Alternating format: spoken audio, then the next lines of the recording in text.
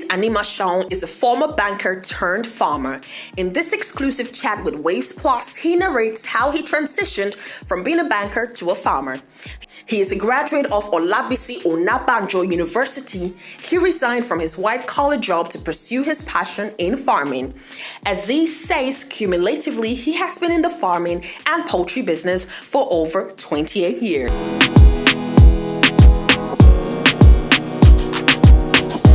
Azeez Animashaun. I'm from Ikorodu, Lagos State.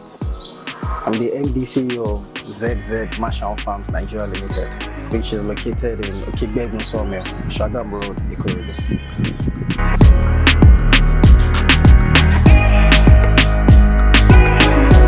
I did my primary school on the island, Command Children's School, Boarding Camp. From there, I got an admission into Model College in Gbogbo for my secondary school activities, and I attended Olabisi Onabanjo University, where I had my BSc in Business Administration and another BSc in History and Diplomatic Studies. And I've been a banker most of my life. Yeah, let me just say most of my life, because I was in Skybank. I was a manager in IMFB, and I'm back to farming right now. This is where I belong.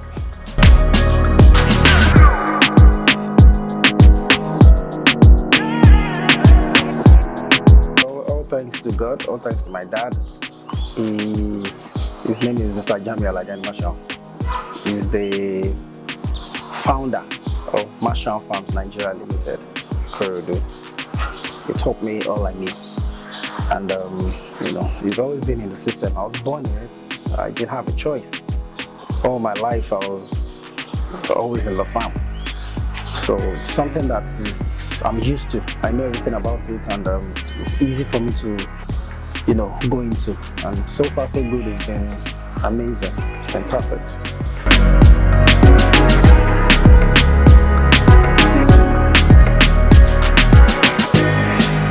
I love animals a lot. Besides the poultry farming, I have a monkey, I have dogs, I have a turtle. I love animals. So when it comes to raising animals, it's just a passion for me. So when you put your passion into what you do, I think it's even better for you, because it's fun all the way. You're having fun at the same time, earning your daily needs. So it's just fun for me. Yes, I like it.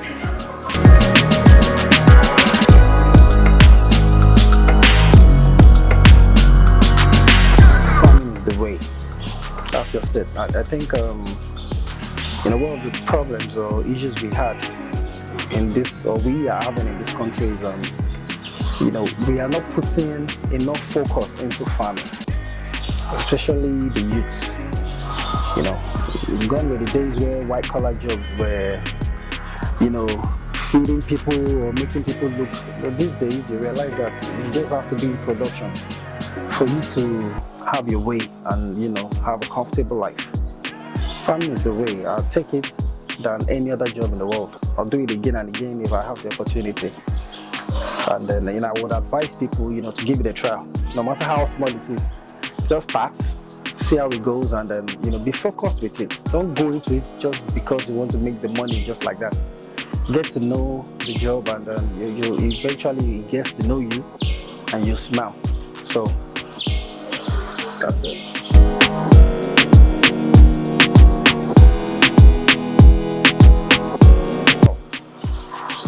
So many things affect farmers. How do I start from?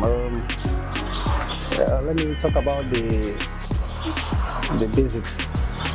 Materials. Getting raw materials. Example of it is the maize, which is very, very important to every farmer. There's basically nothing you farm on, especially when it goes to or it's under poultry farming, ranching. You need maize. That basically comes from the north, and we all know the insecurity happening in the north. That alone is making it so scarce, and then the price hike is unbearable. And the funny part is it eventually boils down or affects the end users, which are common people like you and I. and it's really affecting the purpose of our own stuff. We are trying to be in this business to make feeding cheap for Nigerians. We are trying to make it affordable for every family to be able to have a decent meal. That's why we have a whole lot of places, shops. We're trying to cancel out middlemen. We're trying to deal with these people directly so they can get it at farm price from us, rather than going to buy from someone that will be reselling to them.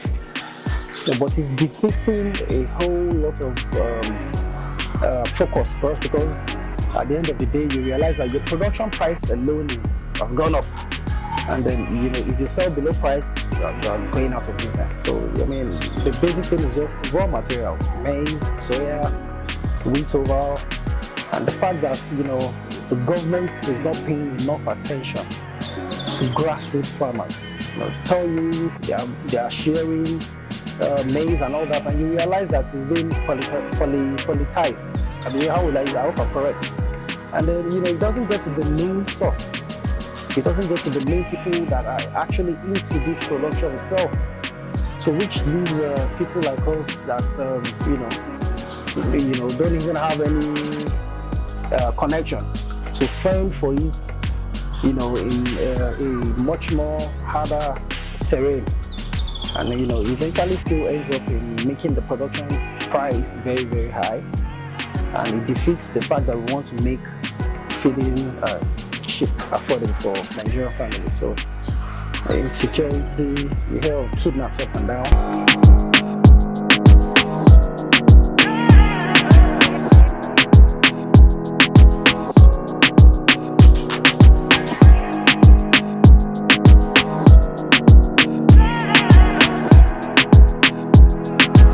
And we're talking about the insecurity. If you realize Lagos State is occupied, it's filled up. So for you to have an expansion in farming, you need to go to places that are not really, really developed. And then, we've had cases of kidnaps in farms, and then you realize that alone is a problem for any farmer trying to expand, and then, the securities are not there. Even if you eventually get your own securities, it's not as guaranteed as what you would eventually have from the police and the like. And besides that, selling the product. It's hard for a farmer to produce and eventually find it very, very hard to sell those products. Most farmers will really know to sell their products in another level. For example, exporting. You realize that Ghana, for example, exports yam to the UK, and that alone helps it helps their economy a lot. It brings in a whole lot of revenue for their country.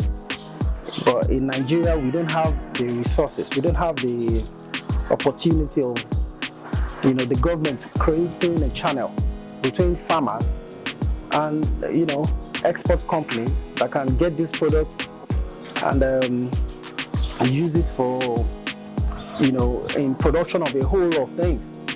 Eggs, for example, can be used in the make of custard. Maize, for example, the cornflakes we take. Cocoa, for example, the Milos and the Bonvitas. But the question is the opportunity there? How do we get the connection? Trying to bring in this exportation thing to life. The more a country exports, the more the value of the currency increases for the country. So, these are the things I expect the government to look into and try and create a very good avenue, a very good market where products can be, produced, and the exportation opportunities are there to make even much more money and value for the farmers. If we produce more than what we can supply, it eventually ends up in loss of, effort. Recently, we've been dealing with glut now for about two weeks. 2-3 weeks, where most farmers will eventually need to bury eggs because there's too much production, and the kids are out of school now, they're on holidays, and then you realize that most farmers will eventually just want to sell at a very cheap rate below their production price, which will eventually still affect. So there's a whole lot of problems, but I believe that these are problems that can be solved from time if we have listening ears and they target the real market, the real farmers that they are supposed to meet. I believe these problems can still be managed. But in turn, I still tell people, you still have your ways in farming. We've not been in exportation, but we still sell, we still make our profit.